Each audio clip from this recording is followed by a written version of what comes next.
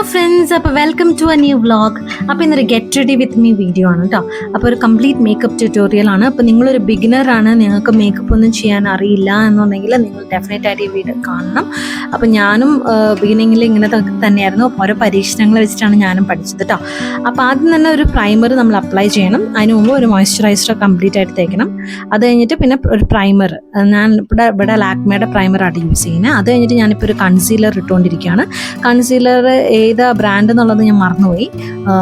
Okay, നിങ്ങൾക്ക് ഏതെങ്കിലും ഇഷ്ടമുള്ള ഒരു കൺസീലർ നിങ്ങൾക്ക് ഉപയോഗിക്കാം കേട്ടോ. പക്ഷേ നിങ്ങളുടെ സ്കിൻ ടോണിന് ചേർന്ന് ഒരു കൺസീലർ വേണം ചൂസ് ചെയ്യാൻ. അതുപോലെ തന്നെ അത് കഴിഞ്ഞിട്ട് വേണം ഫൗണ്ടേഷൻ യൂസ് ചെയ്യാനായിട്ട്. ഫൗണ്ടേഷൻ ഞാനിപ്പോൾ യൂസ് ചെയ്യുന്നത് ലാക്മേയുടെ 9 to 5 ഫൗണ്ടേഷനാണ് കേട്ടോ. അത് ന്യൂട്രൽ ആൽമണ്ട് ഷെയ്ഡാണ് ഞാൻ ഉപയോഗിക്കുന്നത്. അപ്പം എൻ്റേത് ഒരു ഡസ്കി സ്കിൻ ടോണാണ്.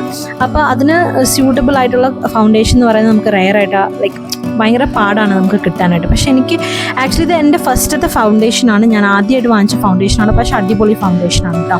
അപ്പോൾ എൻ്റെ സ്കിന്നായിട്ട് നല്ലോണം ചേരുന്ന ഒരു ഫൗണ്ടേഷനാണ്. അപ്പോൾ അങ്ങനെ നമ്മൾ നോക്കിയിട്ട് വേണം വാങ്ങിക്കാൻ വേണ്ടിയിട്ട്. അത് കഴിഞ്ഞിട്ട് പിന്നെ നമ്മൾ ഒരു ഐബ്രോ പൗഡർ ഉപയോഗിക്കുന്നുണ്ട്. ഞാൻ പോപ്പോ ക്യാൻഡിഡയാണ് ഉപയോഗിക്കുന്നത്. ഇത് എൻ്റെ അനിയത്തി ദുബായിൽ നിന്ന് വന്നപ്പോൾ കൊണ്ടുവന്ന സാധനമാണ് കേട്ടോ. അപ്പോൾ ഇത് നാട്ടിൽ അവൈലബിൾ ആണോ എന്ന് എനിക്കറിയില്ല. ഓക്കെ, അപ്പോൾ ഇതിനകത്ത് 2 ഷെയ്ഡുണ്ട്, ബ്ലാക്കും ഉണ്ട് ബ്രൗണും ഉണ്ട്. അപ്പോൾ നമുക്ക് പെർഫെക്റ്റ് ആയിട്ട് ഒരു നാച്ചുറൽ ഫിനിഷ് കിട്ടാൻ എപ്പോഴും യൂസ് ചെയ്യേണ്ടത് ബ്രൗൺ ഷെയ്ഡാണ് കേട്ടോ.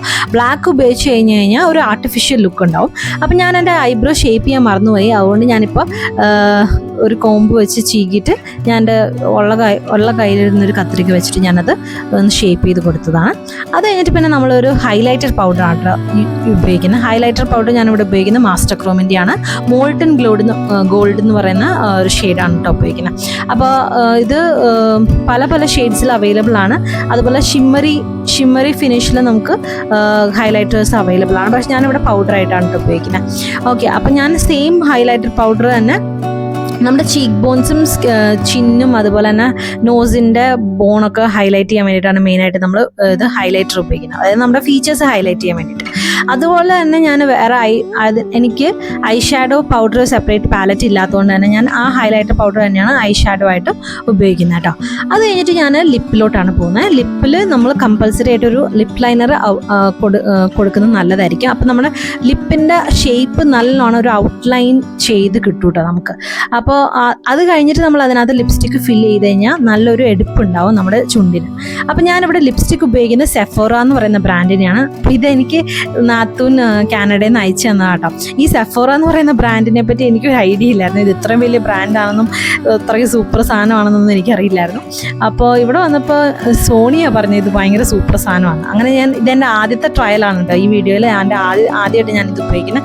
എന്തായാലും എനിക്ക് ആ ഷെയ്ഡ് ഭയങ്കരമായിട്ട് ഇഷ്ടപ്പെട്ടു. നല്ല അടിപൊളി മെറൂൺ കളറാണ് കേട്ടോ.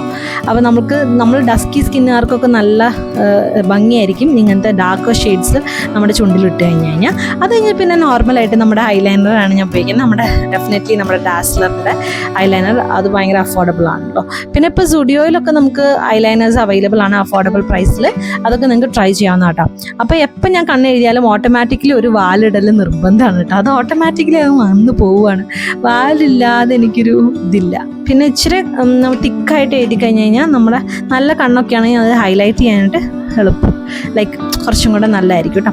അപ്പോൾ എൻ്റെ കണ്ണ് എനിക്ക് ഭയങ്കര ഇഷ്ടമാണ്. അപ്പോൾ എപ്പോഴും എനിക്ക് കണ്ണിൻ്റെ മേക്കപ്പ് ഞാൻ കൂടുതൽ കോൺസെൻട്രേറ്റ് ചെയ്യാറുണ്ട്.